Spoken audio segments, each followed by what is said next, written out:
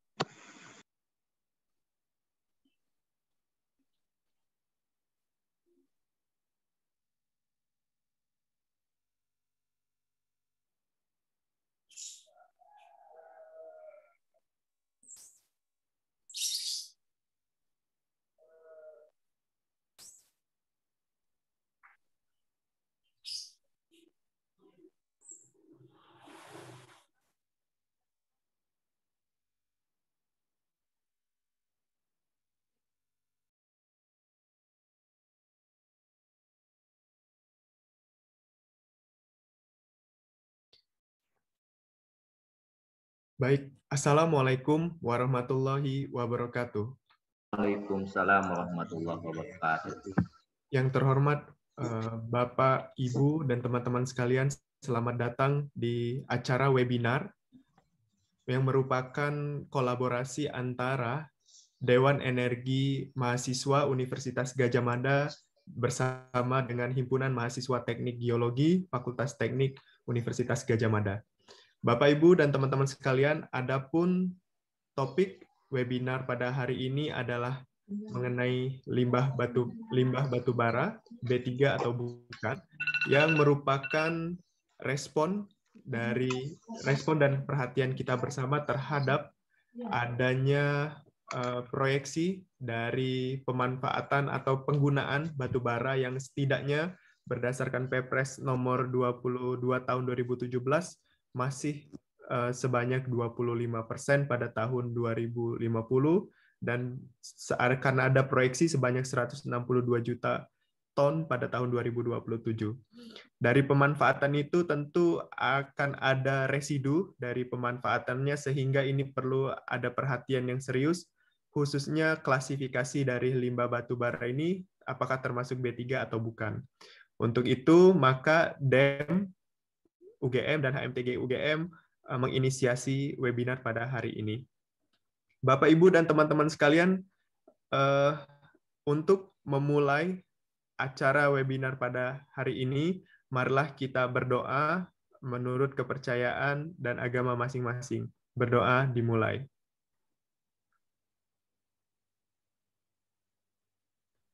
Berdoa selesai. Acara berikutnya adalah sambutan dari Ketua Dewan Energi Mahasiswa Universitas Gadjah Mada. Kepada yang terhormat Saudara Melchior Raka Daksat Tama, kami persilakan. Terima kasih atas kesempatannya. Selamat pagi. Assalamualaikum warahmatullahi wabarakatuh. Salam sejahtera untuk kita semua. Shalom. Om Swastiastu, Namo Buddhaya, salam kebajikan. Yang saya hormati Bapak Dr. Eko Prasetyo Kuncoro, yang saya cintai teman-teman panitia acara dari Dewan Energi Mahasiswa UGM dan HMTG FT UGM, dan tidak lupa kepada moderator kita pada hari ini, yakni Mas Adiansyah dari Departemen Teknik Geologi. Yang saya banggakan seluruh peserta webinar limbah batu bara pada hari ini. Mula-mula puji syukur kita sampaikan kepada Tuhan Yang Maha Esa, Allah Subhanahu wa Ta'ala, karena limpahan rahmat-Nya, acara ini bisa kita mulai sekarang dengan lancar dan dengan baik. Webinar mengenai limbah batu bara ini adalah rangkaian webinar dari DEM UGM dan juga HMTG FT UGM yang bertujuan untuk mengedukasi masyarakat dengan memberi wawasan tentang apa itu sebenarnya limbah batubara, khususnya faba. Apakah memang benar limbah tersebut layak untuk dikategorikan sebagai B3 atau tidak?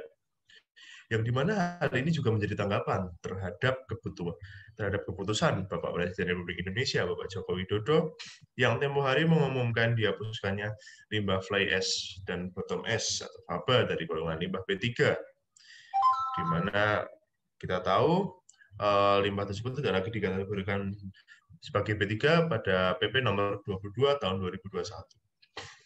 Kita tahu bahwa dari salah satu alasan kuat dihapuskannya limbah ini adalah dikarenakan pemerintah ingin limbah faba tersebut bisa dimanfaatkan secara lebih optimal. Salah satunya yang tertuang dalam penjelasan pasal 459 ayat 3, yaitu sebagai bahan konstruksi. Namun apakah benar bahwa penghapusan faba dari limbah B3 ini membawa lebih banyak dampak positif ke masyarakat? Dikarenakan kita melihat saat ini banyaknya gelombang penolakan terhadap rencana ini.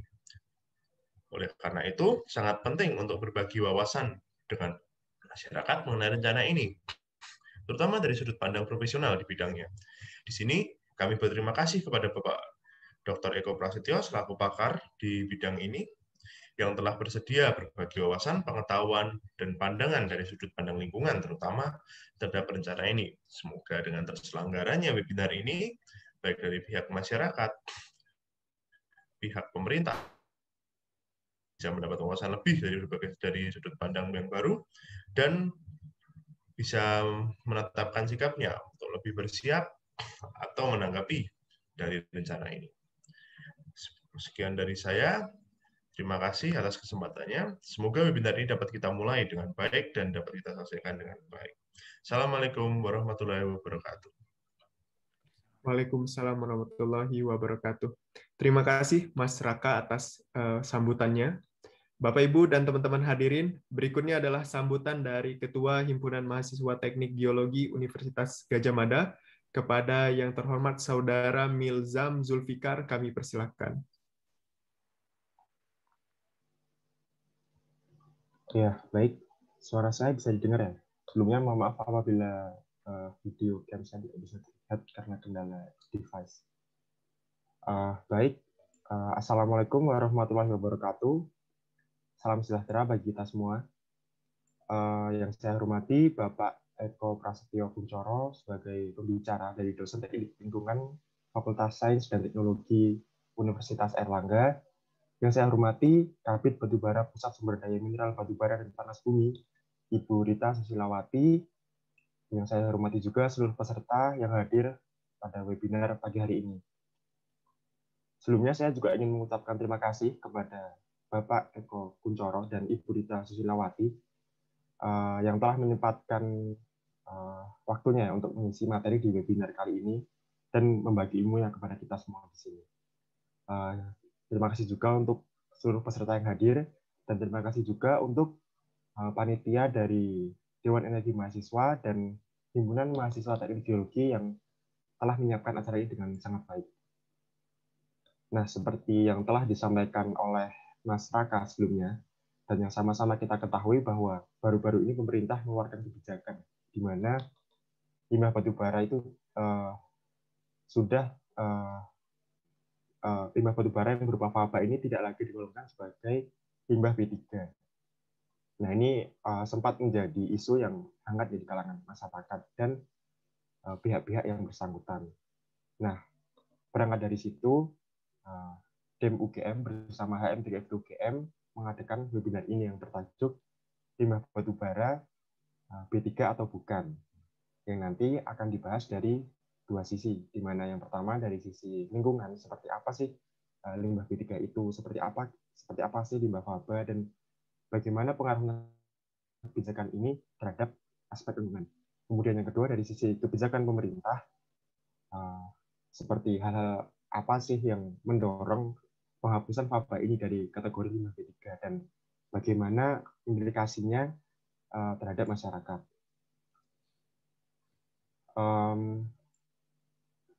Nah, harapannya dari webinar kali ini bisa memberikan wawasan dan pengetahuan ya kepada kita semua terkait faba yang tidak lagi digolongkan sebagai limbah B3 ini.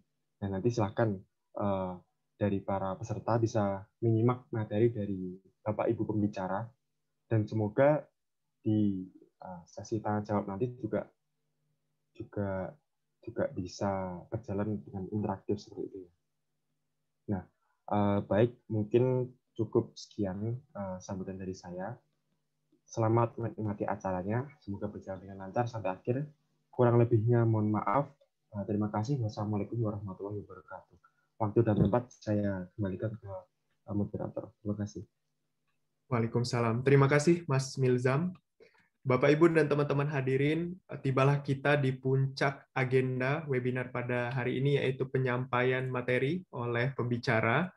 Namun sebelum menyampaikan materinya, izinkan kami menyampaikan beberapa hal. Yang pertama, seyogyanya bahwa pemateri pada hari ini ada dua, yaitu Ibu Rita Susilawati dari Pusat Sumber Daya Mineral Panas Bumi, Kementerian SDM, dan ada Bapak Eko Prasetyo Kuncoro. Namun karena ada tugas yang bersamaan dan tidak bisa ditinggalkan, sehingga Bu Rita Susilawati menyampaikan permohonan maaf tidak bisa hadir pada webinar hari ini.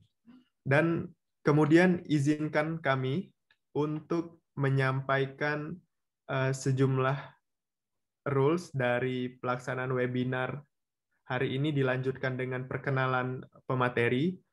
Dan adapun tata tertib pelaksanaan webinar adalah yang pertama, peserta diwajibkan untuk mematikan mikrofon selama pelaksanaan webinar. Lalu peserta diperbolehkan untuk menyalakan kamera selama webinar berlangsung. Kemudian peserta dilarang untuk mencoret-coret atau annotate di layar presentasi, dan panitia berhak mengeluarkan peserta yang tidak kondusif dan melanggar tata tertib. Adapun pertanyaan bisa disiapkan sejak awal acara dan bisa dituliskan di kolom chat Zoom maupun di kolom chat YouTube bagi peserta yang mengikuti via YouTube maupun melalui grup peserta. Bapak, Ibu, dan teman-teman hadirin, perkenalkan saya Muhammad Adiansyah. Dalam kesempatan ini perkenankan saya untuk memandu acara webinar dan diskusi tanya jawab hingga acara ini selesai nanti. Dan pembicara kita pada hari ini adalah Bapak Eko Prasetyo Kuncoro yang lahir di Kediri pada tanggal 30 Agustus tahun 1975. Pak Eko memulai pendidikan sarjananya di Teknik Fisika, Institut Teknologi 10 November, kemudian melanjutkan pendidikan S2 di Teknik Proses Industri, Université de Technologie de Compiègne, France, kemudian pendidikan doktoral ditempuh di Ilmu dan Teknik Lingkungan, École des Mines de Saint-Étienne, France. Kemudian Pak Eko merupakan dosen Prodi Teknik Lingkungan Universitas Erlangga sejak tahun 2008 hingga sekarang, kemudian juga sejak tahun 2015 hingga sekarang mengemban tugas sebagai koordinator Prodi Teknik Lingkungan Universitas Erlangga. Selain menjalankan karir sebagai pendidik, Pak Eko juga aktif di organisasi Indonesian Life Cycle Assessment Network. Kemudian adapun bidang pembelajaran yang diampu oleh Pak Eko adalah mekanika fluida, metode teknik analisis lingkungan, proses teknologi pengolahan limbah cair, proses teknologi pengolahan gas, dan pengelolaan limbah bahan beracun dan berbahaya. Selain itu juga Pak Eko aktif melakukan penelitian pada bidang pemanfaatan limbah sebagai adsorban untuk logam berat, pemanfaatan mikroalga sebagai agen pengakumulasi logam berat, kemudian juga mengenai pemanfaatan limbah sebagai sumber energi terbarukan, lalu juga pemanfaatan limbah sebagai material bangunan, lalu juga produksi bersih, dan life cycle assessment dan monitoring kualitas lingkungan hidup. Kedepannya Pak Eko akan membahas mengenai limbah B3, kemudian juga mengenai limbah batu bara atau dalam hal ini faba, ditambah juga aspek pemanfaatan dan akibat juga pemanfaatan yang tidak dianggap sebagai limbah B3, serta juga proyeksi dari beliau atau pandangan dari beliau mengenai kebijakan penghapusan limbah batu bara dari kategori limbah B3 terhadap aspek lingkungan. Sebelumnya kami sapa terlebih dahulu Pak Eko. Assalamualaikum. Waalaikumsalam warahmatullahi wabarakatuh. Baik Pak Eko. Nanti untuk penyampaiannya ada waktu 45 menit. Dipersilakan kami berikan waktu dan tempat kepada Pak Eko. Monggo Bapak. Baik, terima kasih. Saya izin share screen dulu.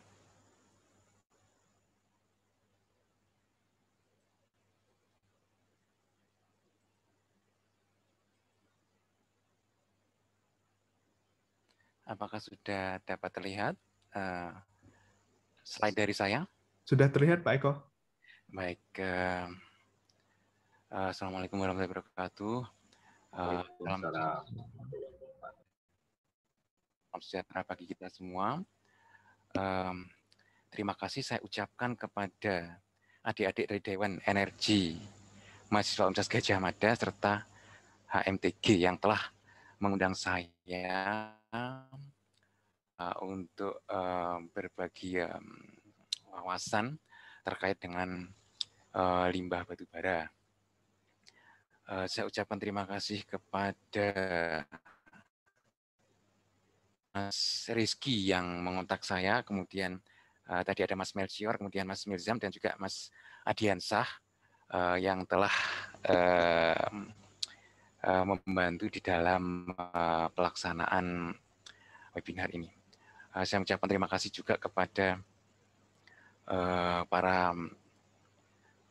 peserta, partisipan di dalam kegiatan ini. Saya akan menyampaikan tentang suatu dikatakan isu ya yang hot, yang terkini ya, terkait dengan penghapusan atau pengeluaran limbah batubara dari list atau daftar limbah B3. Makanya pada hari ini judul dari webinarnya adalah limbah batubara B3 atau bukan, lebih tepatnya adalah limbah B3 atau bukan, ya padanannya adalah limbah. Baik, jadi ramai ya di sekitar awal bulan Maret ya di media massa.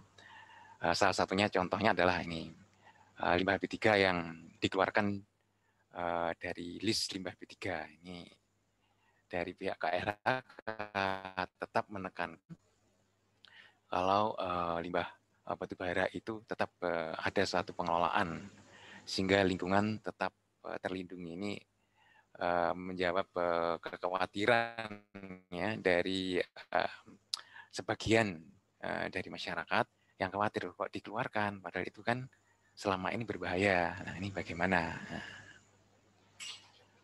Demikian juga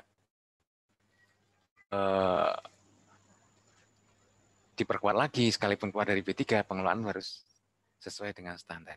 Itu ada di beberapa tulisan-tulisan yang saya tulis 15 Maret. Nah, berbicara tentang limbah batubara, tidak dapat dilepaskan juga dari penggunaan batubara itu sendiri. Jadi batubara itu sendiri memang merupakan salah satu jenis energi ya yang cukup penting di negara kita, bahkan di dunia juga yang diproduksi macam-macam. Data-data yang ada itu negara yang besar antara adalah Cina, kemudian ada India, kemudian diikuti oleh beberapa negara yang lain. Dia banyak memanfaatkan batu bara dan dapat dibayangkan ya jumlah limbah yang dihasilkan ya, batubara di sini dimasukkan sekali lagi lah untuk membangkitkan energinya. Ini menurut Hikam tahun 2014 dari bagaimana sih penggunaan energi di Indonesia ini. Nah, di Indonesia ini ada data-data 2010, 2011, 2012, 2013 dan proyeksi tahun 2025. Ini komponen-komponen energi kita ini ternyata ini dikategorikan ada 4 ya. Jadi energi terbarukan, energi batubara, ada energi gas dan juga energi minyak. Nah, ini lihat dari tahun ke tahun bagaimana bauran energinya. Jadi kebijakan dari pemerintah untuk sampai beberapa tahun ke depan itu masih memang batu bara masih dominan. Meskipun demikian dapat kita lihat bahwa bentuk energi yang lain yaitu energi terbarukan juga diupayakan ditingkatkan proporsinya. Nah, itu gambaran. Kenapa sih kita kok perlu sampai pemerintah mengatur tentang limbah dari batu bara. Kemudian ini masyarakat ini mungkin khawatirnya ini adalah limbah batu bara untuk pembangkitan energi. Nah, ini sudah jadi kan adanya pencemaran. Jadi karena memang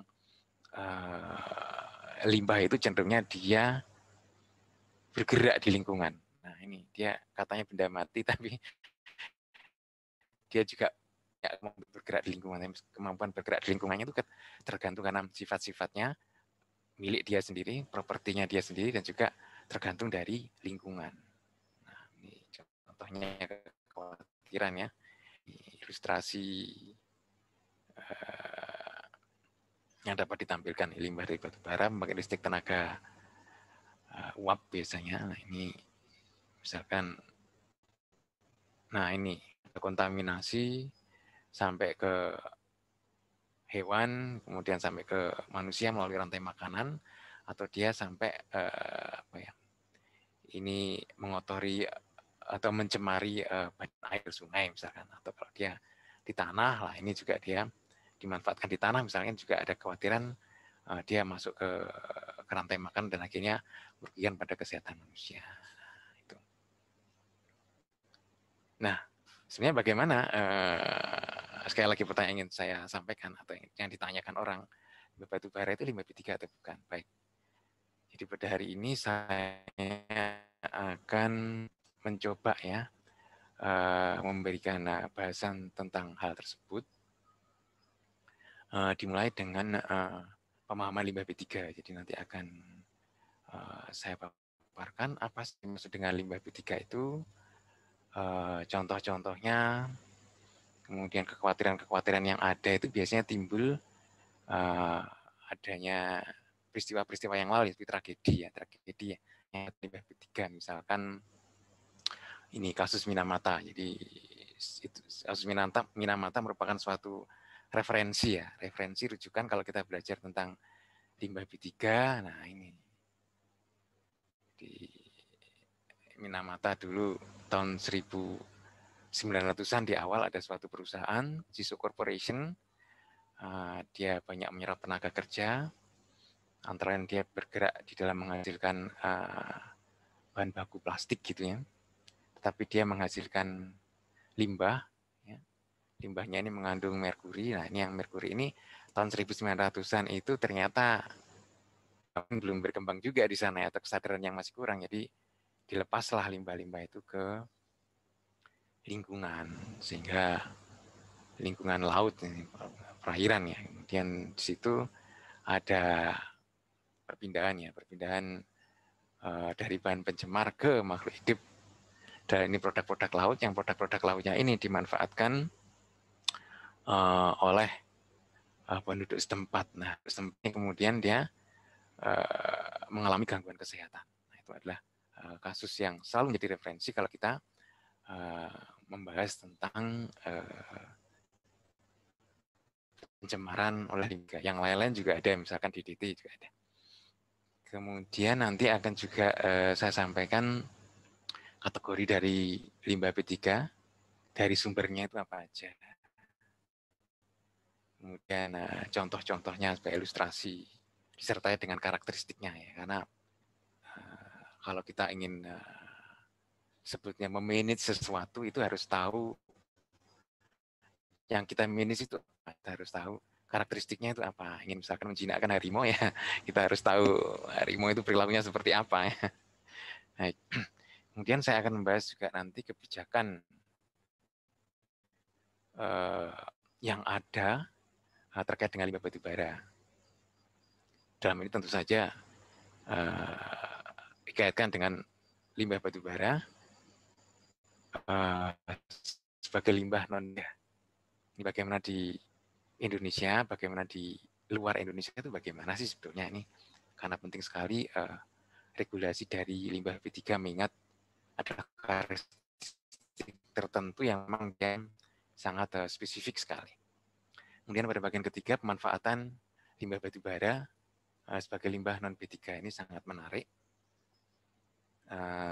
karena memang idealnya pada saat ini itu kita kalaupun di dalam kegiatan-kegiatan yang ada di dalam pemenuhan kebutuhan ini menghasilkan limbah itu sedikit mungkin atau kalau nggak bisa dimanfaatkan kembali sehingga ada efisiensi penggunaan materi. Itu sangat-sangat krusial pada saat ini. Jadi bukan kita memakai limbah ya sudah diolah, enggak. Di masa yang akan datang itu pengolahan itu akan sedikit mungkin. Jadi arahnya adalah di materi, dikembalikan lagi material dan manfaatkan. Kemudian yang terakhir adalah tentang bagaimana sih pengaruh dari kebijakan limbah batu bara sebagai limbah non B3 dari aspek lingkungan. Di 4 materi bahasan yang saya sampaikan sederhana mungkin ya. Baik. Jadi sekarang dalam limbah B3. Jadi tentu para peserta dari webinar ini sedikit banyak mesti sudah pernah mendengar limbah B3 itu apa sih? Nah, jadi kalau kita bicara tentang limbah B3, itu adalah kita berbicara tentang suatu pengklasifikasian ya. Dari situ kalau ada limbah B3 berarti ada limbah. Nah, tentang limbah B3 ini karena dia sangat khusus, pemerintah memberikan suatu aturan yang khusus juga. Dalam yang terbaru adalah PP nomor 22 tahun 2021. Sebelumnya diatur di PP nomor 101 tahun 2014. Ya, jadi namanya peraturan kan harus mengikuti juga tentang dinamika. Ini bisa saja nanti PP 22 tahun 2021 ini ada perbaikan. Perbaikan ya dikeluarkan PP yang baru atau bentuk-bentuk yang lain hukum ya. Nah, limbah B3 ini menurut PP nomor 22 tahun 2021 bab 1 pasal 1 ayat 69 ya banyak ya. PP ini saya lihat lebih dari 400 halaman ya. Jadi pengertiannya adalah limbah B3 ini limbah ya, karena limbah dia adalah berarti suatu sisa usaha dan atau kegiatan yang mengandung antara lain apa? Mengandung zat, mengandung energi, dan atau komponen lain yang bersifat yang karena sifat, konsentrasi, atau jumlahnya baik secara langsung maupun tidak langsung dapat mencemarkan dan atau merusak lingkungan dan atau membahayakan lingkungan hidup, kesehatan, serta kelangsungan hidup manusia atau makhluk hidup lain. Jadi intinya adalah limbah B3 itu adalah limbah yang dia dapat mencemari langsung atau tidak langsung sehingga berakibat terhadap negatif terhadap lingkungan hidup. Limbah sendiri ini dapat berupa materi dan energi. Materi ini material, padat, cair, gas secara wujudnya. Ya, kalau energi dapat berupa panas misalnya, atau energi itu dapat juga berupa bunyi ya, bunyi juga bentuk energi. Ya. Jadi kebanyakan kalau kita berbicara tentang limbah B3 biasanya lebih ke materinya, berupa limbah padat, limbah cair, dan limbah gas. Contoh-contoh dari limbah B3 ini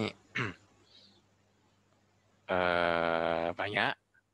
Yang jelas adalah limbah pada hari ini, limbah batu bara masuk limbah B3 atau bukan nanti akan kita lihat, dan juga yang terkait dengan pandemi ini. Nah, ini yang lagi tidak dapat kita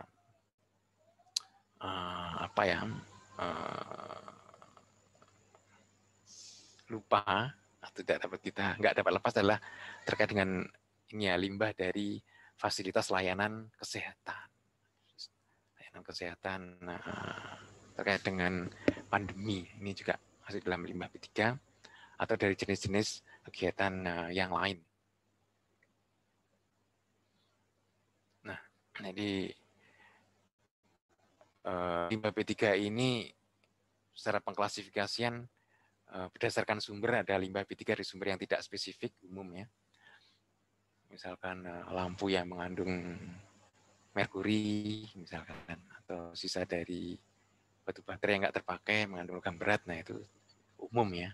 Kemudian limbah B3 dari B3 yang kedaluarsa sudah expired, misalkan di laboratorium mengandung, kita melakukan pekerjaan penelitian dengan memakai B3 sudah kedaluarsa, itu masuk dalam limbah B3. Ataupun B3 yang tumpah, ya lagi contohnya di laboratorium ya, ataupun di kegiatan-kegiatan industri kalau tumpah, atau itu sudah masuk dalam limbah B3 yang tidak memenuhi spesifikasi produk yang akan dimanfaatkan. Juga bekas dari kemasan B3 itu masuk, bekasnya kemasannya sudah dikategorikan dalam limbah B3.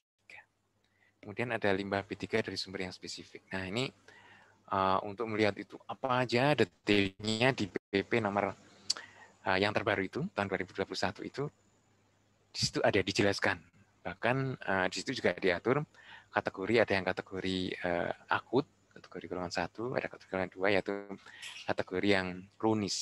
Nah ini yang akut itu kalau misalkan dia terlepas lingkungan, terpapar, akibatnya akan segera dapat langsung ya langsung dialami oleh si reseptor ya, reseptor dari limbah ini.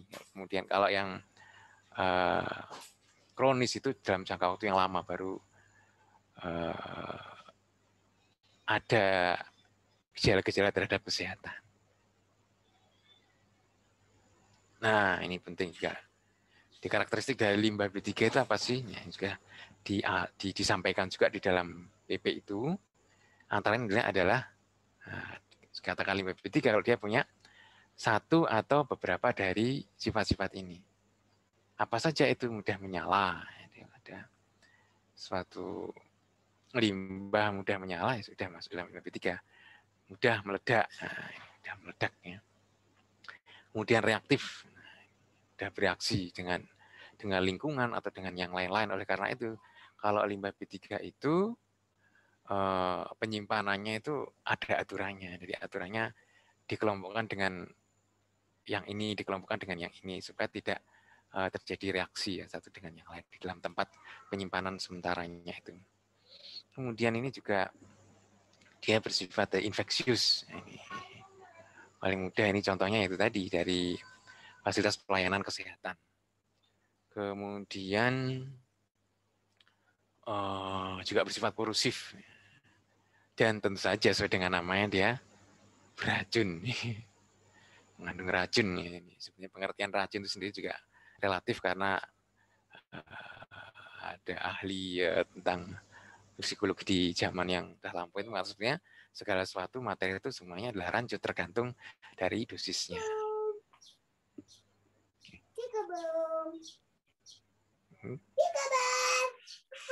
Baik. Nah, sekarang masuk ini thread yang kedua, kebijakan yang terkait limbah batubara. Jadi ini sangat penting ya, sekali lagi untuk mengatur limbah B3 dalam limbah batubara juga, karena ada sifat-sifat yang memang dapat membahayakan terhadap lingkungan. Nah, di banyak negara selain di Indonesia, kalau kita bicara tentang limbah batubara, ini komponen yang utama itu adalah fly ash dan bottom ash. Fly ash itu adalah gerbang, abu layang, bottom ash itu abu dasar. Ini di banyak negara selain Indonesia ini tidak termasuk limbah B3. Meskipun tidak termasuk limbah B3, mereka tetap melakukan atau menjalankan satu protokol atau pengelolaan yang cukup ketat. Dan lebih mudahnya ternyata kalau dari literatur-literatur yang ada, itu seperti Cina, India, Amerika Serikat, negara-negara di Union European, di negara-negara Uni Eropa itu lebih memanfaatkan. Jadi di Indonesia yang agak mundur ke belakang, PP yang berlaku 101 tahun 2014, ini limbah batubara fly ash bottom ash masuk di dalam limbah B3. Nah, untuk PP 22 tahun 2021, nah ini fly ash bottom ash tidak termasuk limbah B3, tapi saya berikan di situ tanda asterisk, ya, tanda tip, karena syarat dan ketentuan berlaku. Lah ini yang kadang-kadang dia itu ya nggak apa-apa sih, memang cenderungnya sih mesti a priori ya. ini yang dikemukakan, yang dibahas lalu yang tidak masuk limbah B3-nya. Apakah betul seperti itu? Nah, ternyata dari pemerintah sendiri melalui Kementerian Lingkungan Hidup, melalui Direktur Jenderal Pengelolaan Sumber Sampah, Limbah dan B3 serta ini Federal Mineral dan Batubara telah melakukan suatu press release untuk istilahnya adalah sosialisasi tentang hal tersebut. Nah, ini. Nah, ternyata dari sosialisasi tersebut juga ada di dalam PP itu, PP yang terbaru itu. Jadi fly ash bottom ash itu dibagi menjadi 2 kategori. Jadi yang ini, yang atasnya, di gambar karakteristik tenaga uap berbasis batu bara. Ini fly ash dan bottom ash dari kegiatan industri lainnya. Maaf, yang batu bara tadi yang PLTU tadi arah ke bawah ya. Ini fly ash bottom ash dari kegiatan industri lainnya, industri lain untuk membangkitkan macam-macam, di mana dia menggunakan teknologi stoker atau tungku pembakaran. Ini masuk di dalam limbah B3. Diberikan kode limbah B3, nah ini fly ash, kodenya ada di sini. Demikian juga dengan kodenya di sini. Jadi kalau sekali lagi, fly ash bottom ash dari kegiatan industri selain PLTU menggunakan teknologi stoker atau tungku pembakaran adalah limbah B3, masih tetap limbah B3. Demikian, nah ini secara teknis terangkan, umumnya ini digunakan untuk menghasilkan steam, menghasilkan uap, digunakan temperatur yang rendah di bawah 600. Nah, ini yang pembakarnya belum sempurna sehingga limbahnya masih punya karakteristik yang tadi limbah B3, yang masuk di dalam limbah B3. Nah, sedangkan ini yang berasal dari PLTU bottom ash-nya, nah ini kan dia untuk pembangkitan energi digunakan pembakaran yang sempurna. Nah, ini dia dikeluarkan dari limbah B3, limbah non B3. Pada proses tersebut digunakan temperatur yang tinggi di atas 800 ya, sehingga pembakaran sempurna dan hasil uji atas nanti ada, itu memang mengarah dia tidak berbahaya, tidak toksiknya. Bagaimana sih perbandingan ketentuan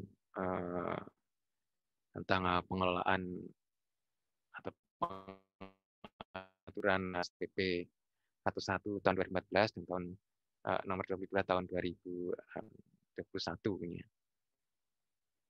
Dari 2 aturan itu dapat kita lihat tahun 2014 ini.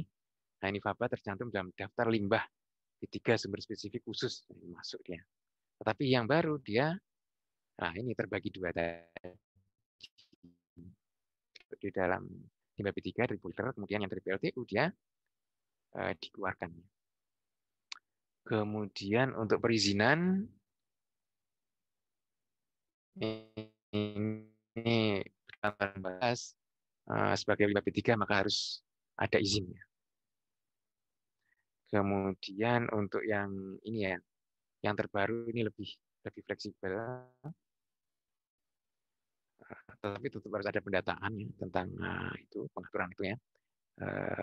Kemudian dari PP tahun 2014 tersebut karena dia masih dilarang-larang dibatasi, maka pemanfaatannya tidak optimal. Ya, diharapkan dari sini karena dia sudah dikeluarkan yang khusus yang PLTU itu, maka dia dapat ini lebih terbuka di dalam pemanfaatannya.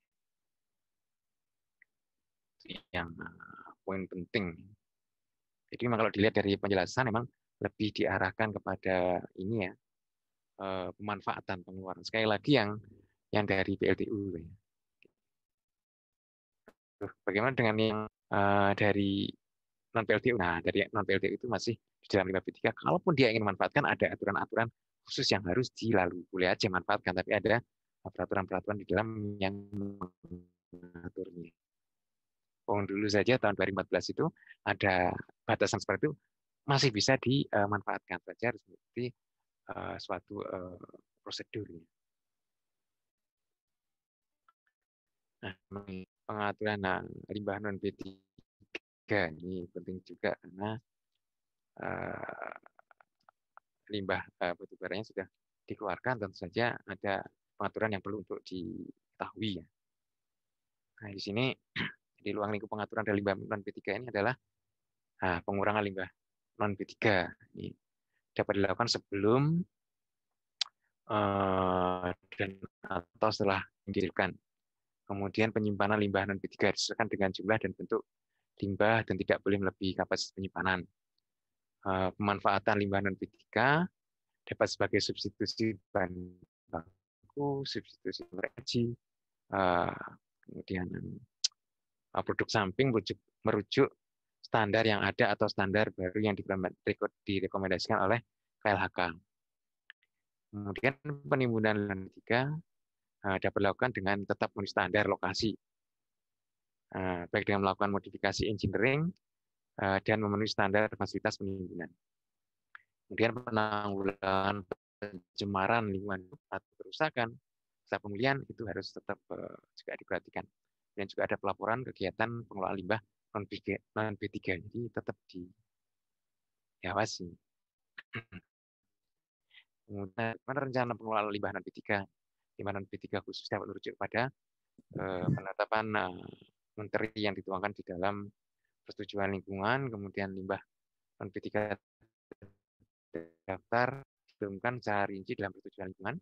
Kemudian pengelolaan limbah non B3 tidak memerlukan persetujuan teknis. Nah, ini bebas. Nah, ini makanya itu buka kebebasan. Tetapi limbah non B3 ini dalam pengelolaannya dilarang untuk dibuang secara damping, dibakar terbuka atau dicampur limbah non B3 dengan B3 atau limbah yang lain. Kemudian ini mulai dianggap terkait dengan limbah non B3. Nah, tadi sudah ngomong tentang limbah batu bara, fly ash, bottom ash. Ini lebih saya detailkan lagi tentang apa sih limbah batu bara. Limbah batu bara umumnya itu terbagi atas fly ash dan bottom ash. Fly ash merupakan material yang sangat lembut, yang partikel debu lah, dikatakan debu lah kalau awamnya itu melayang sebagai hasil dari pembakaran batu bara. Kemudian bottom ash merupakan material yang bentuknya kasar, ukurannya cukup besar sehingga dia nggak dapat melayang, nggak dapat dilewati sehingga mendapat di bawah tubuh pembakaran batu bara. Itu bedanya. Dapat satunya ada melayang, satunya nggak dapat melayang. Nah, ini adalah data dari Kusprapti ini tahun 2017, produksi dari fly ash dan pemanfaatannya. Nah, ini tadi. Nah, ini meskipun dilarang-larang kan, ini yang tahun 2021 prediksi. Nah, ini meskipun dilarang tetap ada kan, tetap ada itu dari tadi dari izin-izin yang ada berdasarkan PP yang lalu. Produksinya juta ton dan cukup besar, manfaatnya masih sedikit. Nah, ini tempat kita ini adalah itu satu konsep, karena konsep-konsep sekarang pemanfaatan, kalau kita bicara tentang pemanfaatan limbah, bahkan yang limbah untuk material. Nah, ini eman. Nah, ini adalah ilustrasi dari fly ash dan bottom ash.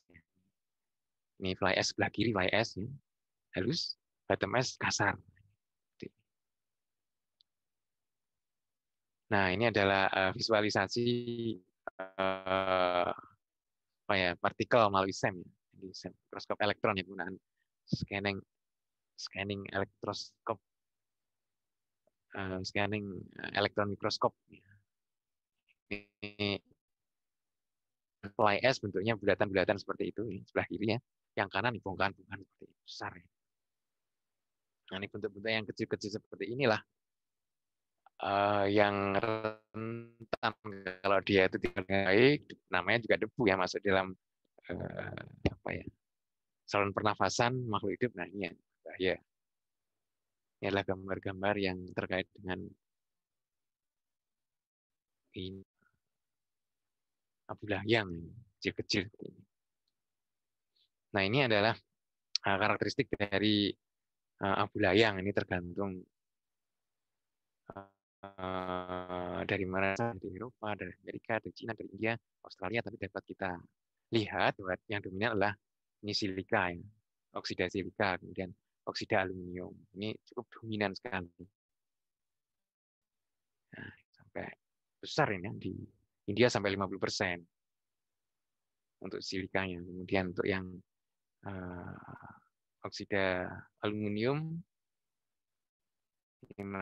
nah ini cukup besar di Amerika. Yang lain adalah oksida-oksida yang lain. Nah, bagaimana dengan abu bawah? Jadi untuk abu bawahnya ini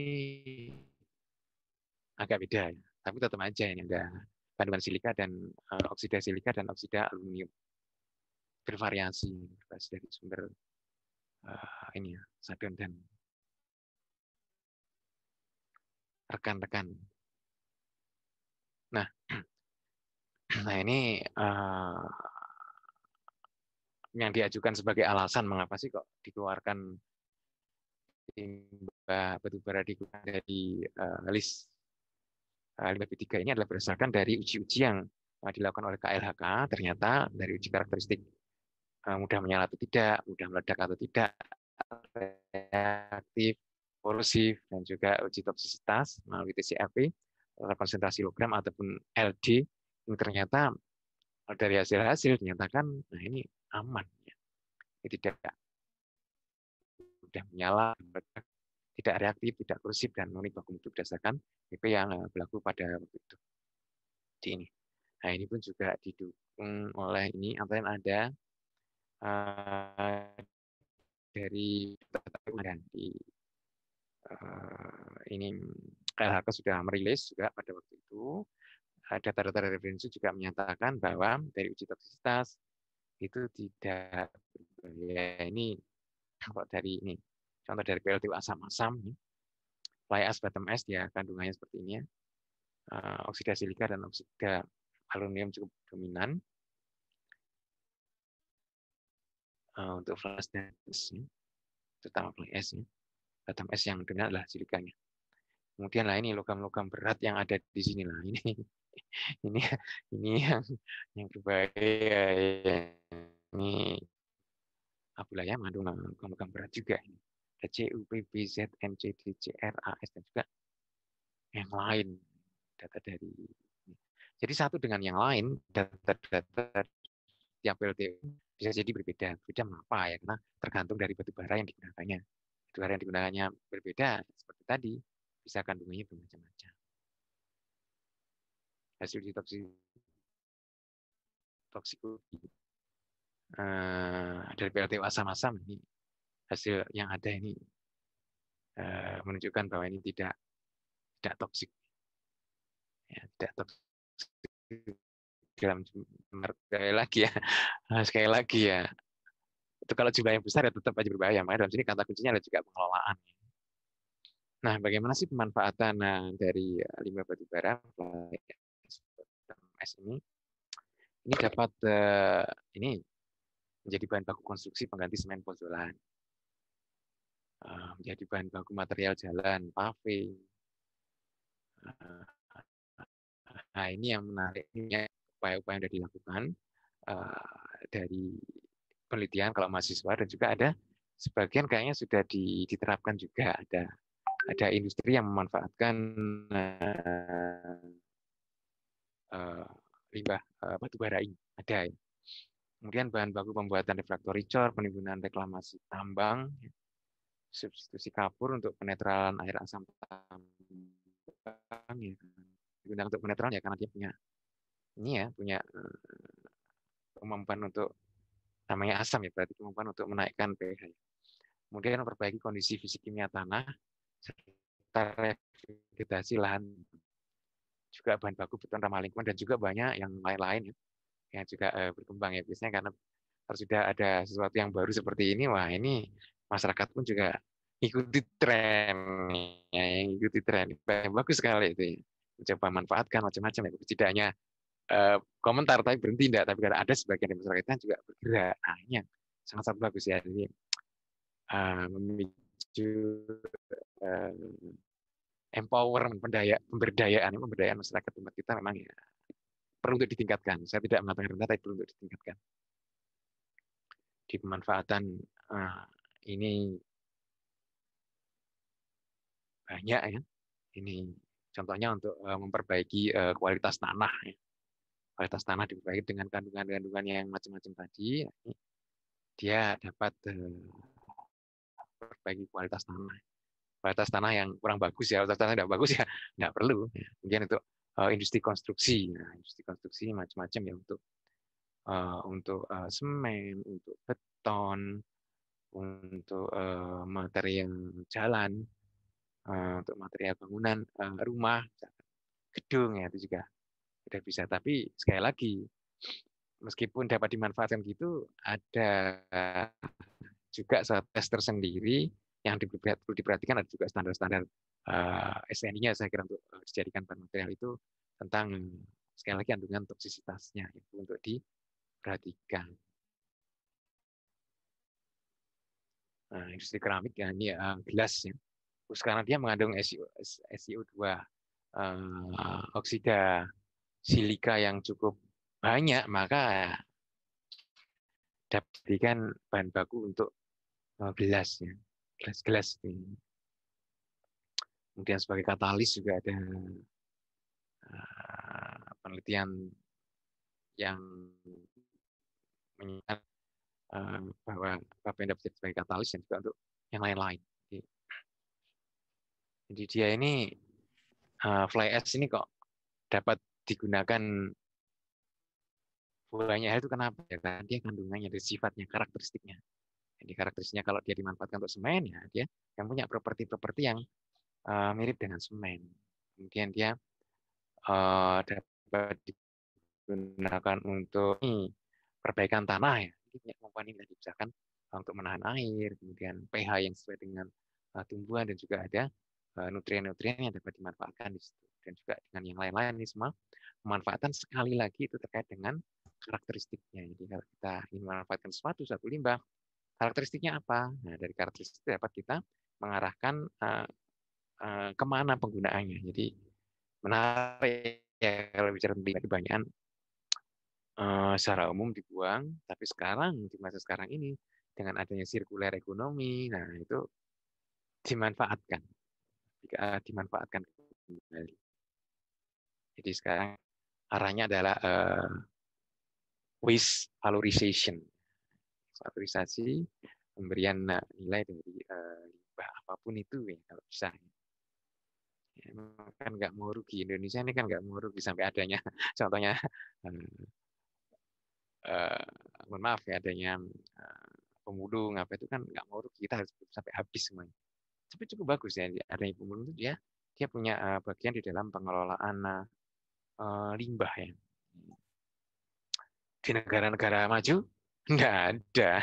Hebat ini bagus, bahkan ada penelitian terkait dengan upaya pengoptimalan dari pihak-pihak yang terkait dengan pengelolaan limbah. Tidak boleh kita miring terhadap pemulung, dia punya atau posisi yang cukup bukan posisi ya, tempat yang di dalam yang cukup penting juga di dalam pengelolaan limbah. Berdayaannya itu. Ini adalah yang untuk perbaikan tanah ini. Ini di awal-awal pernah meneliti tentang limbah batu bara, fly ash, abu layang, abu terbang sambil dari PLTU Python. Ternyata kita dapat memanfaatkan sebagai adsorben, untuk lingkungan sebagai adsorben logam berat. Tidak hanya itu, dia dapat dimanfaat juga untuk adsorben jenis polutan-polutan yang lain seperti dyes atau warna, ini juga dapat. Ini salah satu contoh saja. Ya. Ini penggunaan fly ash, bottom ash itu bagaimana sih? Ini di Amerika. Ini yang penting ini adalah ini structural fill embankment, ini biasanya untuk ini ya, untuk TPA atau apa itu ya. Kemudian untuk aplikasi pada pertambangan dan juga ini lebih ke arah bangunan yang cukup dominan di Amerika. Kemudian di Eropa reklamasi, restorasi, dan juga ini lebih ke arah ini ya, bangunan. Atau ya reklamasi mungkin menguruk laut ya mungkin ya, bisa jadi ya. Nah ini di Cina ini dominan adalah semen. Kemudian ini bahan bangunan dan juga konkret ini beton. Di India nah ini semen juga ini besar ya. Memang kalau kita lihat memang satu dengan yang lain agak beda ya di Eropa ini yang lebih ke arah ke reklamasi. Nah inilah jadi negara-negara Jepang, Cina, India, Amerika, Eropa ini limbah cool combustion ini tidak dikategorikan limbah B3 hingga dia ini dapat dilihat manfaatnya cukup besar. Di Indonesia ini pada saat ini ya data ini disusun ini masih dalam kategori B3 sehingga kecil dia, takut-takut ya Mas Yani. Sekarang dibuka coba kita lihat nih. Satu tantangan juga nih buat para stakeholder ya, tak tantang sekalian.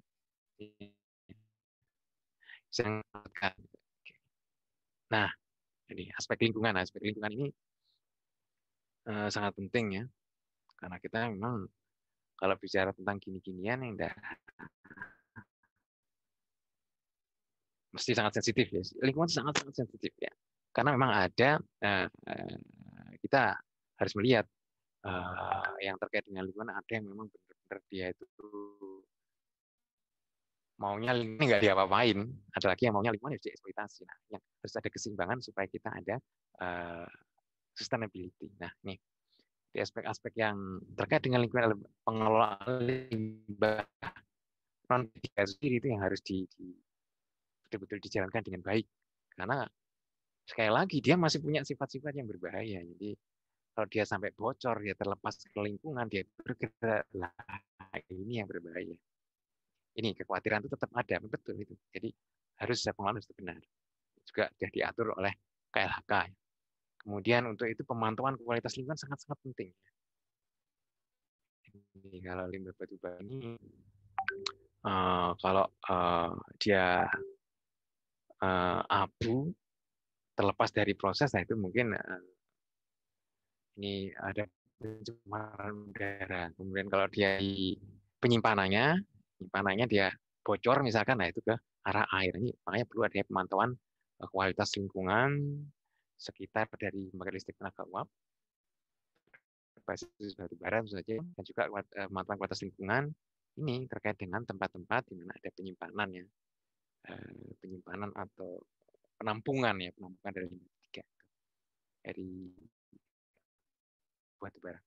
Ini terkait pemanfaatan adalah aspek lingkungan. Kenapa nggak dapat dilepaskan dari aspek lingkungan ya? Karena limbah batu bara itu adalah termasuk material dan kita maunya berkelanjutan berarti harus sustainable. Ini terkait dengan pencapaian dari SDGs yang sudah dicanangkan oleh PBB dan kita masuk di dalamnya. Lah ini ada terkait dengan ini, konsumsi yang bertanggung jawab, 12, dan juga kemitraan antara lain SDG yang dapat dicapai, meskipun ada sektor-sektor SDG yang lainnya juga dapat dicapai dari contoh kasus limbah B3 ini. Nah, ini kita maunya adalah masyarakat yang dalam penggunaan materi dan energi itu adalah masyarakat yang konserver, masyarakat yang siklus materi dan energinya itu tertutup, untuk loop tertutup, termanfaatkan, sehingga energi yang terlepas sedikit dan juga materi yang terlepas sedikit sedapat mungkin diefisienkan materi dan energi. Jadi kesimpulan, ini limbah batu bara masih akan dihasilkan dalam jumlah besar sampai beberapa tahun ke depan, jelas pasti, karena terkaitan dengan energi tadi. Kemudian batu bara diatur di dalam PP yang terbaru tahun 2021 sebagai limbah non B3 dan limbah B3. Nah, harapannya pengaturan akan memperbesar pemanfaatan limbah batu bara, tetapi harus tetap memperhatikan sekali lagi aspek lingkungan, ya, karena dia memang suatu limbah tetap limbah, ya. Kemudian pemanfaatan limbah batu bara yang diharapkan sebagai salah satu upaya untuk pencapaian SDG. Demikian paparan saya ini saya akhiri. Terima kasih atas perhatiannya dan semoga bermanfaat. Baik, terima kasih Pak Eko atas pemaparan yang sangat komprehensif. Jadi kita semua mendapatkan gambaran mengenai konsep dasar mengenai faba, kemudian pemanfaatan hingga kebijakannya. Dan untuk itu, Pak Eko serta hadirin sekalian, sepertinya kami sudah menerima adanya sejumlah pertanyaan, baik dari kolom chat di platform Zoom, kemudian di YouTube maupun grup WA peserta, dan panitia pun juga sudah mencoba untuk mengumpulkannya. Silakan teman-teman panitia, jika ada kompilasi pertanyaan yang telah dipilih dari berbagai sumber platform. Baik, sembari menunggu itu Pak Eko, kita mulai saja. Mungkin untuk sementara ini 30 menit ke depan, Bapak, Ibu, dan teman-teman hadirin, kita akan memasuki sesi tanya jawab. Kami akan mulai terlebih dahulu dari yang ada di kolom chat Zoom kepada Bapak Petrus Seget Mena. Kami persilakan jika ingin menyampaikan pertanyaan langsung kepada Pak Eko.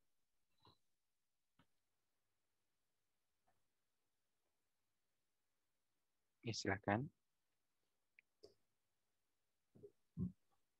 Baik, kami izin bantu Pak Petrus untuk menyampaikannya.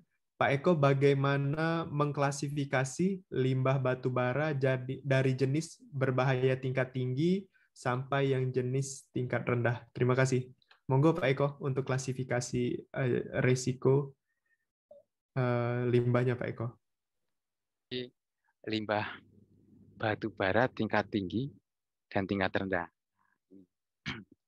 Sekali lagi kalau kita bicara tentang klasifikasi dari limbahnya, ya, kita nggak bicara tentang dia dikeluarkan atau tidak itu, ya.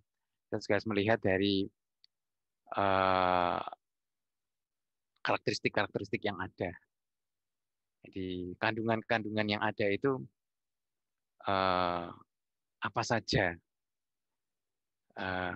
Kemudian selain kandungan-kandungan itu perlu diadakan juga suatu uji toksisitas. Nah, dari uji toksisitas itu nanti akan kelihatan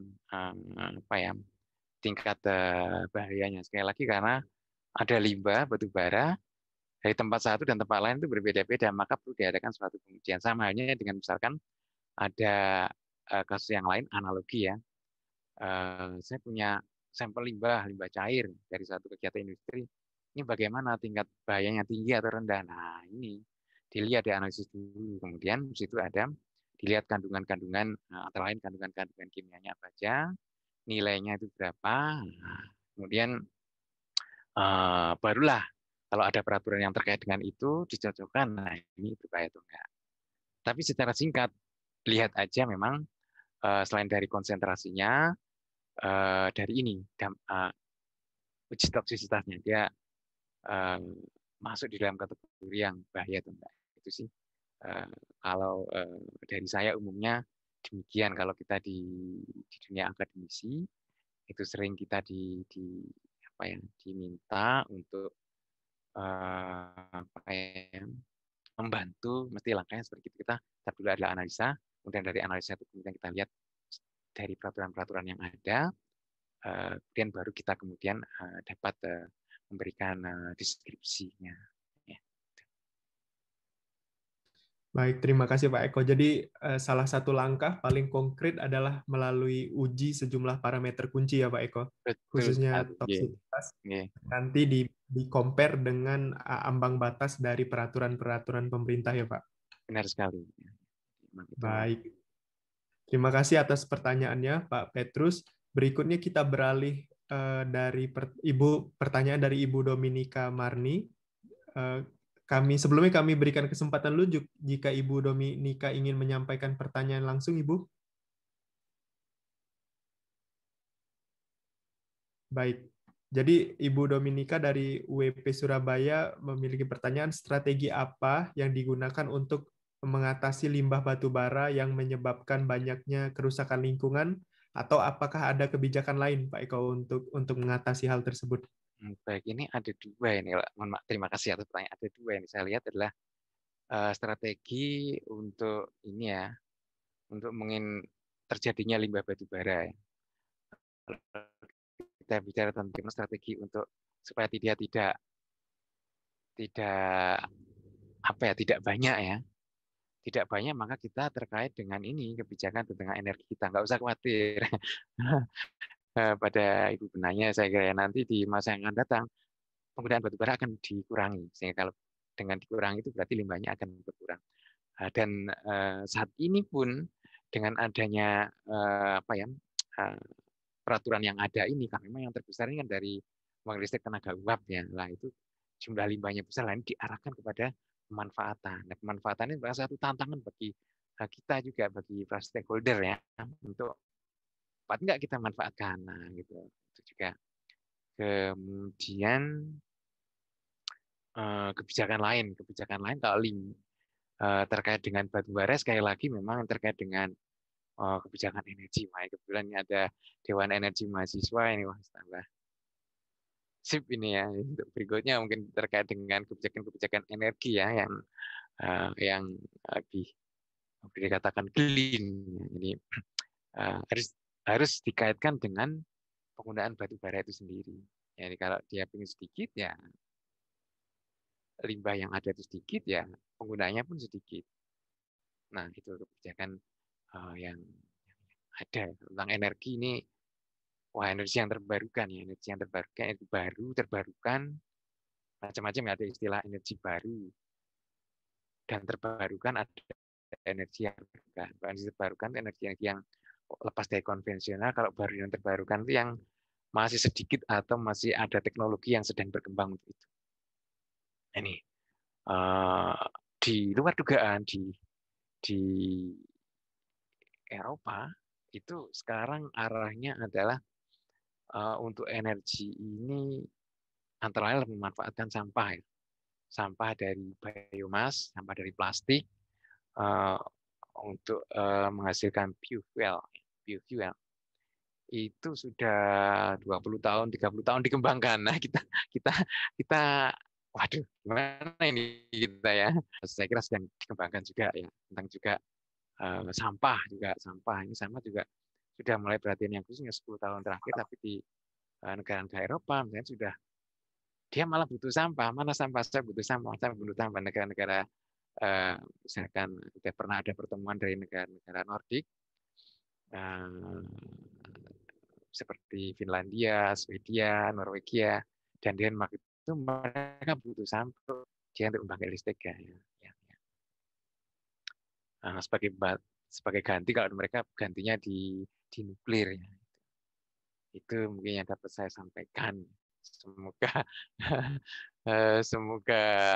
mencukupi. Jika tidak, mungkin silakan kalau ada yang kurang bisa disampaikan, silakan. Baik Pak, jadi sebenarnya Pak Eko melihat bahwa strategi yang paling tepat tuh justru dari hulunya sekali ya Pak ya? Iya, betul. Dari proporsi penggunaan batu baranya Pak ya? Betul.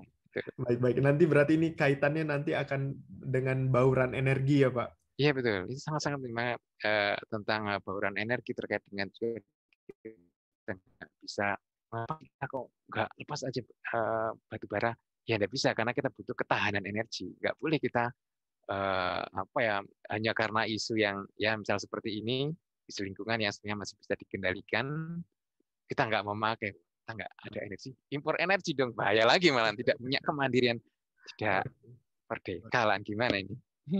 Baik, baik, Pak Eko.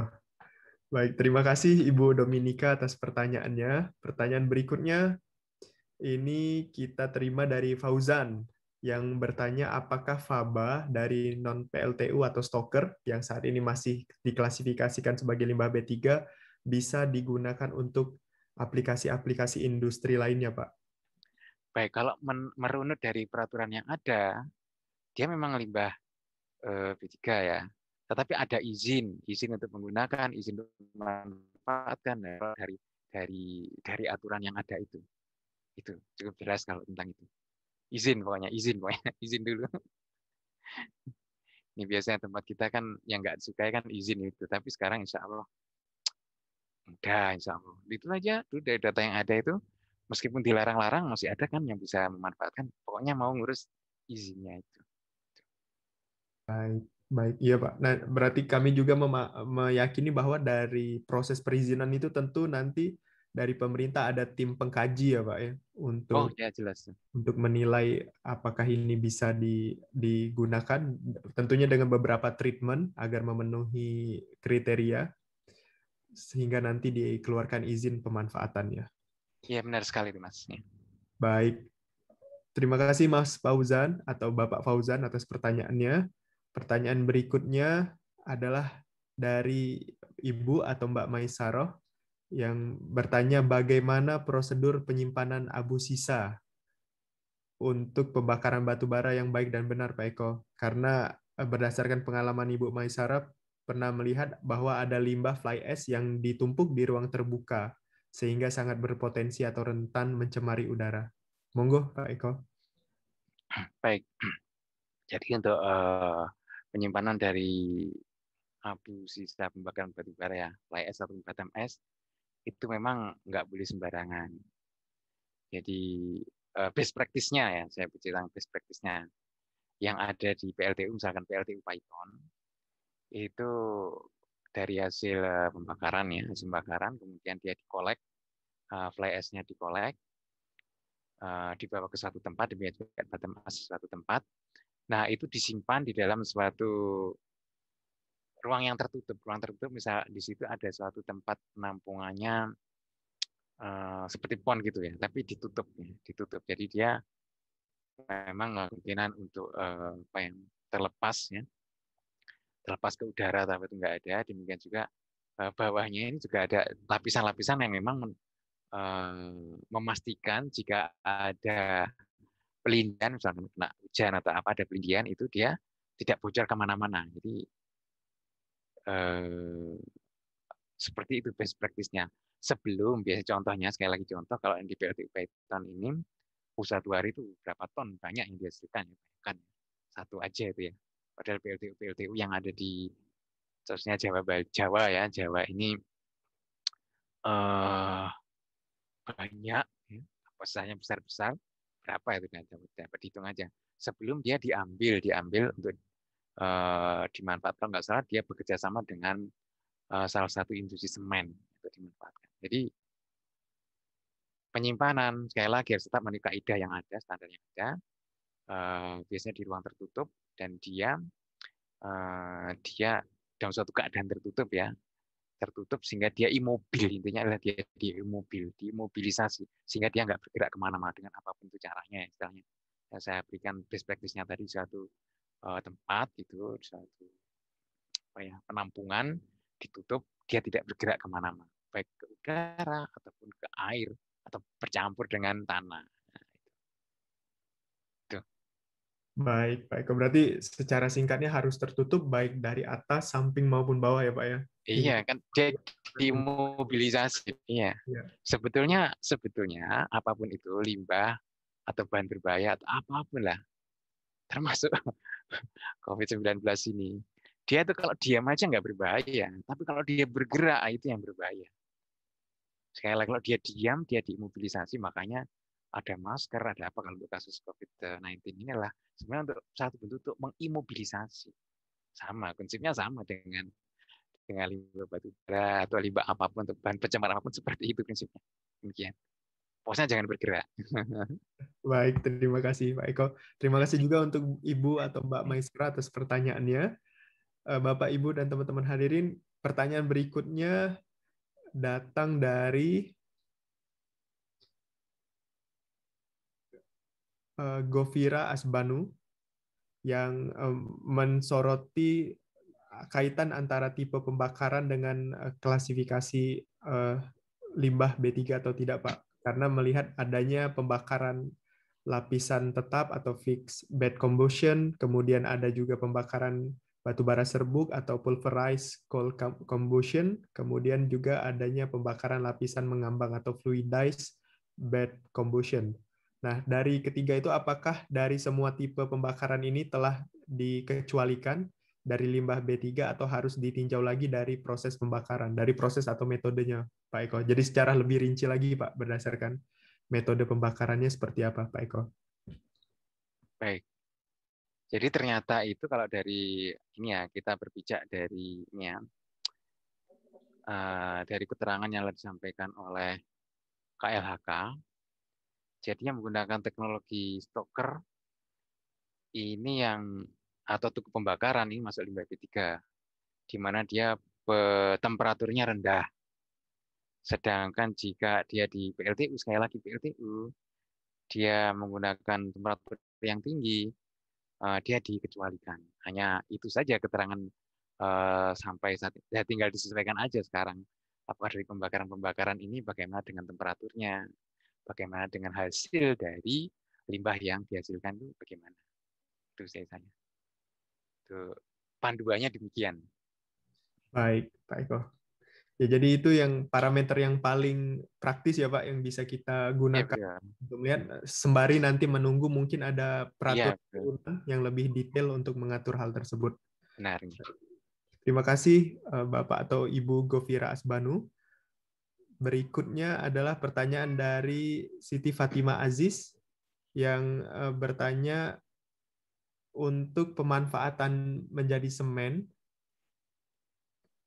apakah sudah optimal atau belum Pak Eko? Karena yang mendasari limbah B3 tidak padahal Bu Siti Fatima Aziz melihat bahwa saat ini pemanfaatan limbah B3 sangat sangat rendah dibandingkan negara-negara lain yang telah memanfaatkannya. Bagaimana menurut pandangan Pak Eko?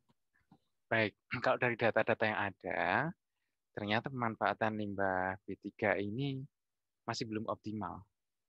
Jadi belum banyak yang terserap, padahal dia masih malu-malu sebenarnya. Malu-malu ini seperti yang sudah saya terangkan dulu berdasarkan dari PP yang lama itu dia masuk limbah B3. Nah, dengan adanya limbah batu bara yang saat ini dari PLTU dikeluarkan dari B3 itu diharapkan memang dapat optimal penggunaan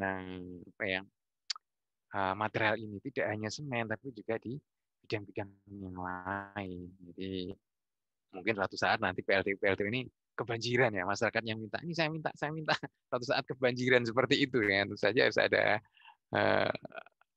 aturan-aturan. Menarik sekali sampai kebanjiran, sampai gratis saja lah untuk Anda manfaatkan untuk ini untuk itu, sangat-sangat menarik ya. Saya sangat ingin sekali melihat seperti itu. Tapi saja masyarakatnya pun juga yang punya suatu organisasi, saya kira yang misalkan untuk memanfaatkannya, ada suatu industri untuk pembuatan material atau apapun itu sangat-sangat bagus ya.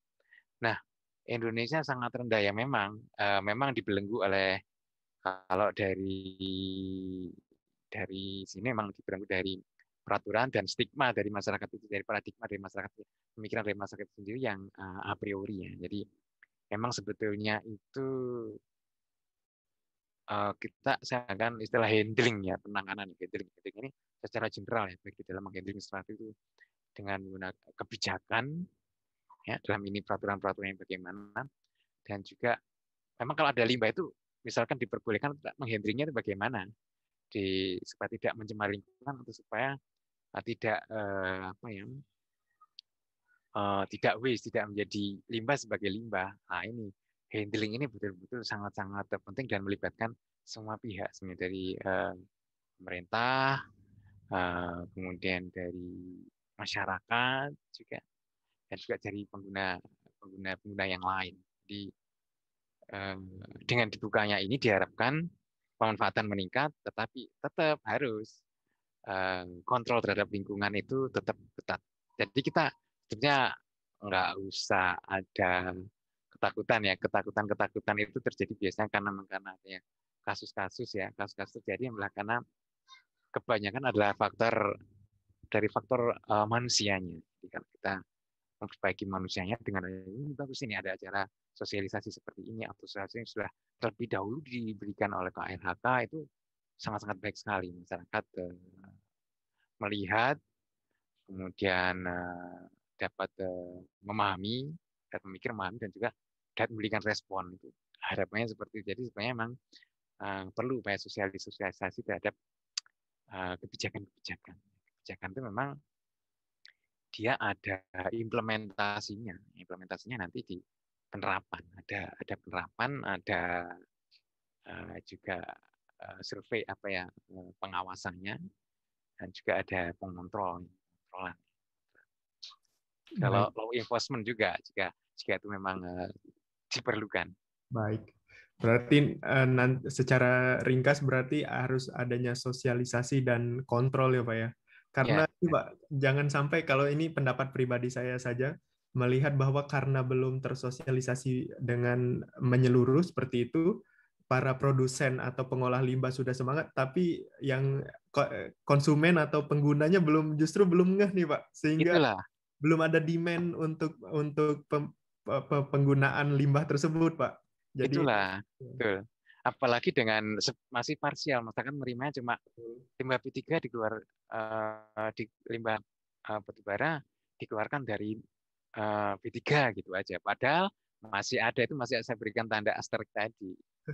Kebanyakan yang mohon maaf, yang negatifnya itu yang sudah ditangkap aja. Padahal kita harus memahami secara, jangan separuh-separuh, harus penuh ini.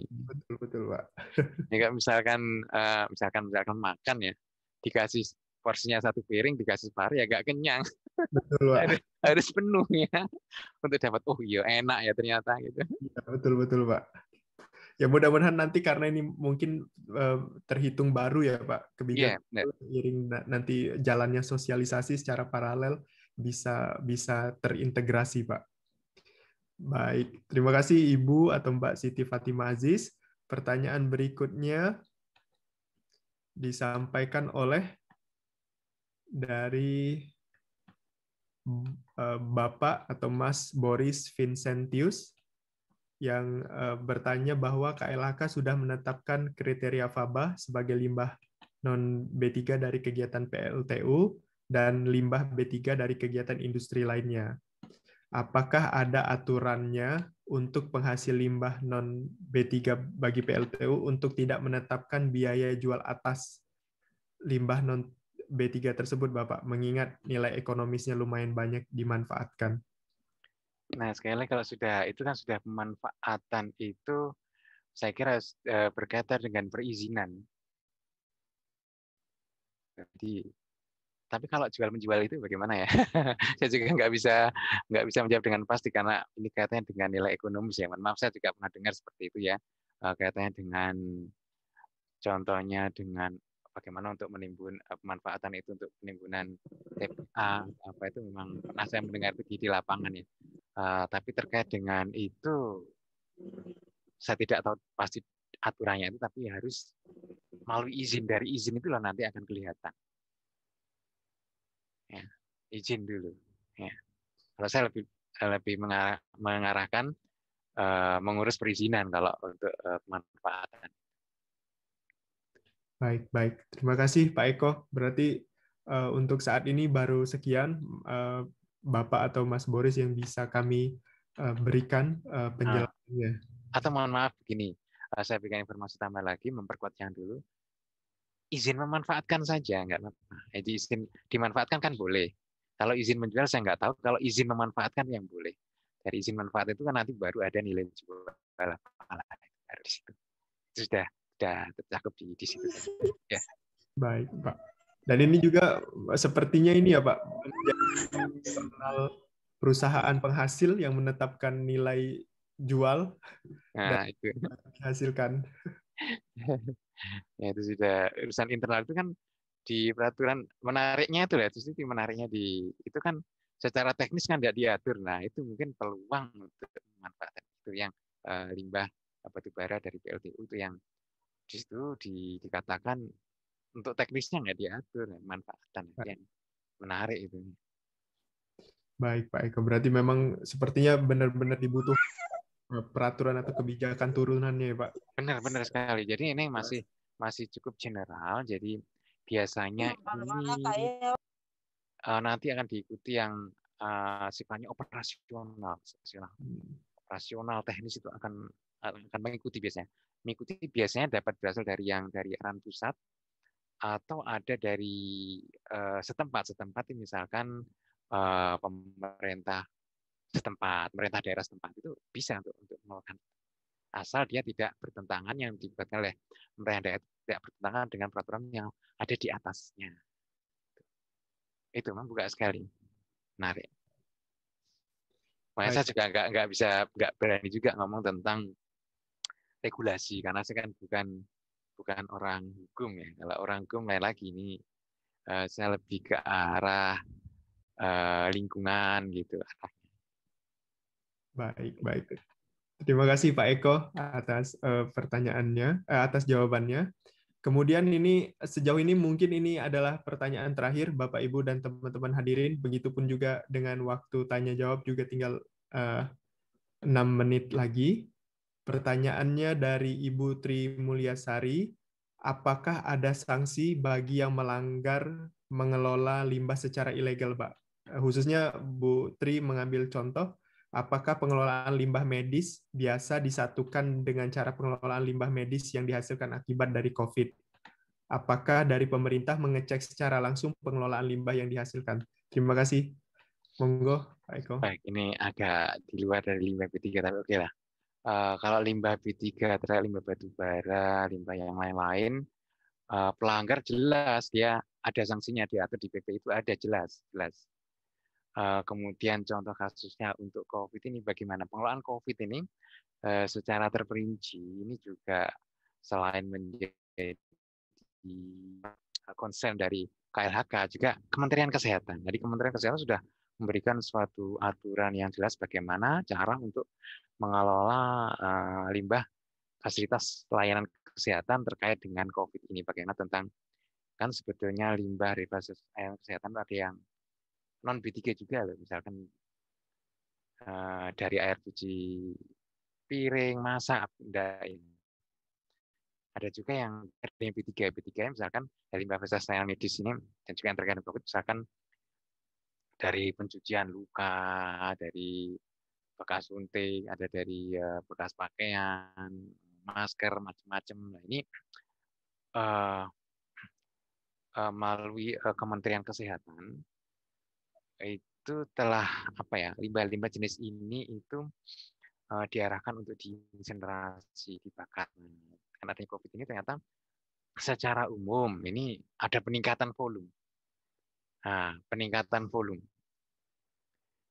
peningkatan volume dari limbah-limbah yang ada, meskipun ada beberapa tempat yang ternyata berkurang dibatasi soalnya untuk masuk ke rumah sakit. Ini adalah suatu fakta ya, untuk demi keamanan atau apa. Jadi pemerintah melalui Kementerian Kesehatan itu mengawasi dengan ketat tentang itu. Yang saya tahu sih demikian, karena ada bagian khusus yang terkait dengan itu.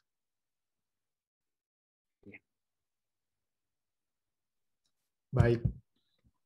Berarti sebenarnya sudah ditetapkan ya Pak untuk masing-masing jenis limbah dalam hal pengelolaan dan kontrol pengelolaannya. Dan Pak Eko, ternyata ada satu pertanyaan. Mungkin ini Bapak, Ibu, dan teman-teman hadirin, mohon maaf, ini merupakan pertanyaan terakhir kembali dari Bapak Petrus Seget Mena, yang masih berkaitan dengan pertanyaan sebelumnya, Pak. Mengapa fly ash tidak dialirkan dalam satu pipa, kemudian dimasukkan dalam suatu wadah yang tertutup yang sudah berisi air, sehingga debu itu terlarut dalam air dan tidak mencemari lingkungan? Pak Eko, bagaimana menurut pandangan Pak Eko jika secara praktikal dilaksanakan seperti itu, Pak? Baik, sebenarnya menarik, boleh-boleh saja ya. Tetapi secara teknis saya kira kalau dia di dalam pipa, kemudian dimasukkan ke dalam air, artinya ada kandungan-kandungan bahan-bahan yang ada di situ yang terlarut. Nah, kalau terlarut ini kalau misalkan ada kebocoran apa itu malah lebih berbahaya lagi. Jadi mending dalam bentuk yang padatan itu dia nggak bergerak itu lebih risiko ya, kita bicara risikonya itu saya kira lebih rendah ya, kita bicara tentang itu. Jadi sebaiknya ya padatan itu aja yang ditampung. Kalau dicampur dengan air nanti waduh nanti khawatirnya itu tadi masalahnya mungkin tidak masalah dengan situ kalau airnya pun nggak sedikit jadi padat gitu ya, tetapi khawatirnya akan menimbulkan masalah terhadap lingkungan. Jadi dan juga kebutuhan air ya, kebutuhan air yang cukup besar, kebutuhan air, kebutuhan tentang ruang juga. Jadi kalau kita berbicara tentang pengolahan ya, pengelolaan dalam skop yang besar, pengolahan dalam lebih kecil bagian dari pengelolaan itu, metode yang digunakan itu harus memang memperhitungkan dari aspek teknis. Dari teknis harus melihat fisik, kimia, biologi dari karakteristik dicampur dengan air tidak menguntungkan jika ada kebocoran. Kemudian dari segi sumber daya baik peralatan, investasi, dan juga sumber daya manusia, dan juga sumber daya tempatnya, ini juga harus diperhitungkan. Jadi untuk saat ini lebih mudah itu aja, nggak usah dicampur dengan air. Tadi malah ada aturan-aturan tadi yang tidak boleh dicampur dengan non B3 apa, itu yang harus juga dicermati di dalam peraturan. Baik, terima kasih Pak Petrus atas pertanyaan dan Pak Eko atas jawabannya. Berarti secara hitungan awal lebih menguntungkan jika dalam bentuk padatan ya, Pak ya. Nggih, mudah gitu. Baik. Mungkin itu Bapak Ibu dan teman-teman hadirin untuk sesi tanya jawab pada webinar kali ini. Tapi ini Pak Eko, mungkin ini request saya pribadi nih Pak, ada pertanyaan. Nggih. Kalau dari lihat paparan sejauh ini kan pada akhirnya secara sederhana kita melihat ada dua kutub ya Pak. Benar.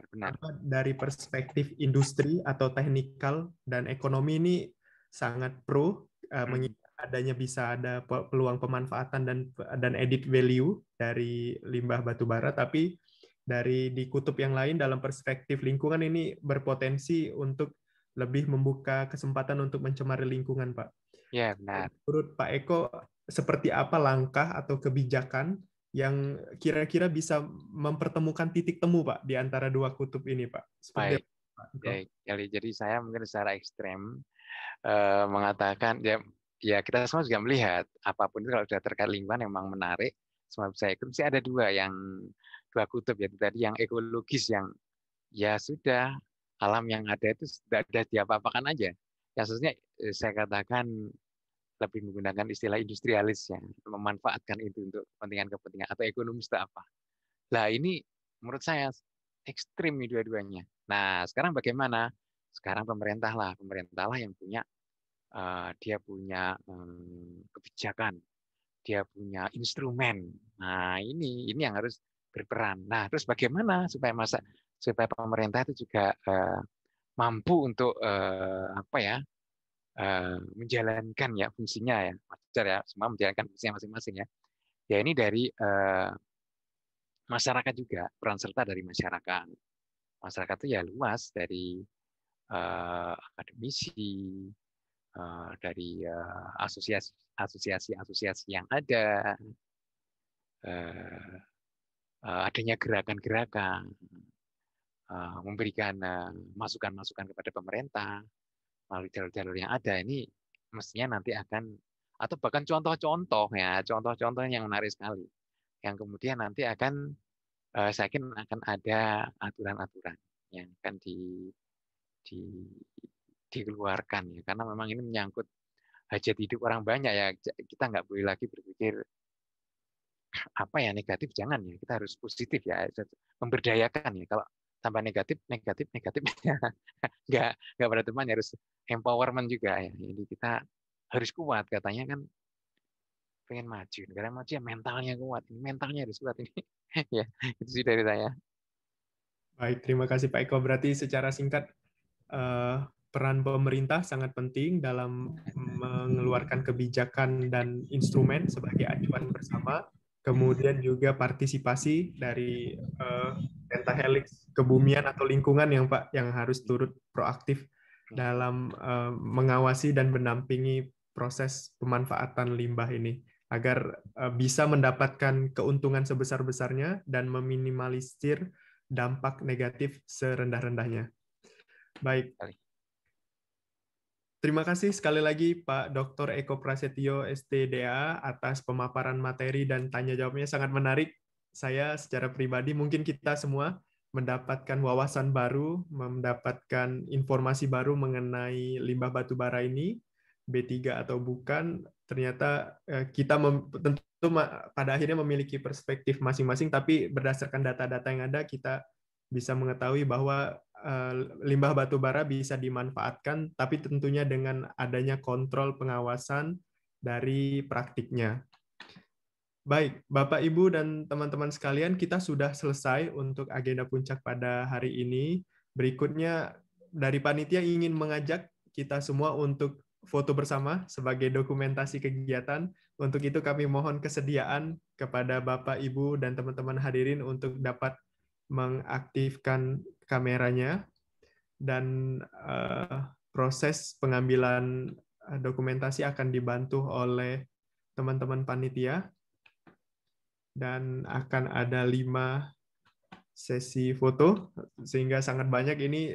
Kalau peak peserta kami tadi mencatat hampir mencapai 260 peserta, dan ada 5 sesi foto. Untuk sesi pertama, mungkin langsung saja gaya bebas. Bagaimana teman-teman panitia, apakah sudah siap untuk meng-capture layarnya?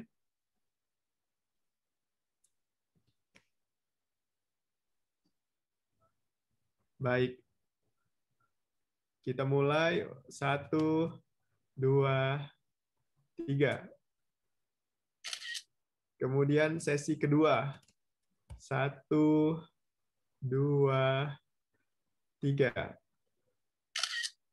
Sesi ketiga, 1, 2, 3. Sesi keempat, 1, 2, 3. Dan sesi terakhir, sesi kelima, 1, 2, 3.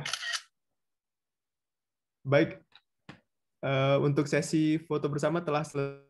Agenda berikutnya adalah penyerahan secara simbolis tanda terima kasih dari panitia kepada pemateri. Silakan teman-teman untuk dapat menampilkannya. Jadi Pak Eko, kami mewakili panitia, yaitu Energi Mahasiswa Universitas Gadjah Mada dan Himpunan Mahasiswa Teknik Geologi Universitas Gadjah Mada, mengucapkan terima kasih dan menyampaikan apresiasi atas partisipasi Bapak Eko selaku pembicara pada webinar hari ini dengan topik limbah batu bara B3 atau bukan. Semoga apa yang telah disampaikan oleh Pak Eko tadi bisa memberikan manfaat bagi kita semua dan bisa memberikan wawasan baru mengenai limbah batu bara. Berikutnya adalah penutupan. Sekali lagi kami ucapkan terima kasih kepada Pak Eko Prasetyo Kuncoro selaku pembicara webinar pada hari ini.